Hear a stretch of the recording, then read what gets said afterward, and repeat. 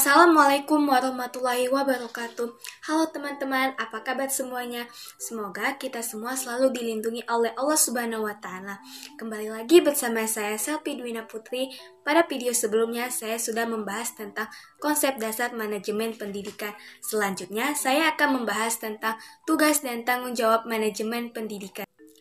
Materi apa saja yang akan kita bahas? Materi yang akan kita bahas yaitu yang pertama, konsep dasar kepala sekolah, yang kedua, syarat-syarat menjadi kepala sekolah, yang ketiga, ciri-ciri kepala sekolah, yang keempat, tugas dan tanggung jawab kepala sekolah, yang kelima, fungsi kepala sekolah sebagai manajer, yang keenam, peran kepala sekolah. Teman-teman, ada yang tahu nggak apa yang dimaksud dengan kepala sekolah? Mungkin kepala sekolah itu ada di SD, SMP, atau SMA. Atau bisa juga di tempat-tempat yang lain. Jadi, apa ya yang dimaksud dengan kepala sekolah itu? Secara etimologi, kepala sekolah adalah guru yang memimpin sekolah. Kata kepala sekolah berasal dari dua kata, yaitu satu, kata kepala, dan sekolah. Kata kepala adalah diartikan sebagai ketua atau pemimpin dalam suatu organisasi, sedangkan sekolah adalah sebuah lembaga di mana tempat terjadinya penerimaan dan pemberian penjelasan. Menurut Syaparuddin, tugas kepala sekolah adalah mempengaruhi, membimbing, mendorong, mengarahkan dan menggerakkan guru, staf, orang tua, siswa, dan pihak yang terkait untuk bekerja dan berperan guna mencapai tujuan yang telah ditetapkan. Jadi, pendapat dari para ahli dapat disimpulkan bahwa kepala sekolah adalah orang yang memimpin sebuah lembaga pendidikan atau sekolah untuk menggerakkan, mempengaruhi, serta mendorong semua pihak yang terlibat dalam lembaga tersebut untuk mencapai tujuan bersama. Yang kedua, syarat-syarat menjadi kepala sekolah. Apa saja sih syarat-syarat menjadi kepala sekolah? Berdasarkan keputusan Menteri Pendidikan Nasional Nomor 13 Tahun 2007, syarat-syarat menjadi kepala sekolah yaitu 1.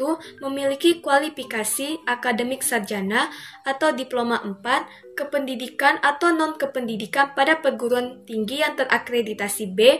2. Pada waktu diangkat, kepala sekolah berusia setinggi-tingginya 56 tahun. 3. Memiliki pengalaman mengajar sekurang-kurangnya 5 tahun menurut jenjang sekolah masing-masing, kecuali di taman kanak-kanak atau Radatul Atfal memiliki pengalaman mengajar sekurang-kurangnya 3 tahun. 4. Memiliki pangkat serendah-rendahnya 3 atau C bagi pegawai negeri sipil dan bagi non-PNS disetarakan dengan kepangkatan yang dikeluarkan oleh yayasan atau lembaga yang bersangkutan. Yang ketiga, ciri-ciri kepala sekolah. Apa sih ciri-ciri kepala sekolah yang efektif? Ciri-ciri kepala sekolah menurut Kusnuridlo adalah 1. Memiliki visi yang kuat tentang masa depan sekolahnya dan ia mendorong semua staf untuk mewujudkan visi terbaru. 2. Memiliki harapan tinggi terhadap prestasi siswa dan kinerja staf. 3. Tekun mengamati para guru di kelas dan memberikan umpan balik yang positif dan konstruktif dalam rangka memecahkan masalah dan memperbaiki pembelajaran. Yang keempat, mendorong pemanfaatan waktu secara efisien dan merancang langkah-langkah untuk meminimalisir kekacauan. 5. Mampu memanfaatkan sumber-sumber material dan personel secara kreatif. 6. Memantau prestasi siswa secara individual dan kolektif, serta memanfaatkan informasi untuk mengarahkan perencanaan instruksional. Teman-teman, ada yang tahu nggak apa tugas dan tanggung jawab kepala sekolah itu? Menurut Purwanto, tugas dan tanggung jawab kepala sekolah atau manajer pendidikan yaitu harus mengalami perkembangan dan perubahan baik sifat maupun luasnya sesuai dengan pendidikan di negara Indonesia yang bersifat nasional demokratis. Maka sifat kepemimpinan manajemen sekolah pun harus berubah dengan mengarah pada kepemimpinan pendidikan yang demokratis. Selanjutnya, apa saja fungsi kepala sekolah sebagai manajer itu? Stoner mengemukakan 8 fungsi kepala sekolah sebagai manajer yaitu 1. Bekerja dan dengan melalui orang lain. 2. Dengan waktu dan sumber yang terbatas, mampu menghadapi berbagai persoalan. 3. Bertanggung jawab dan mampu mempertanggungjawabkan. 4. Berpikir secara realistik dan konseptual. 5. Sebagai juru penengah. 6.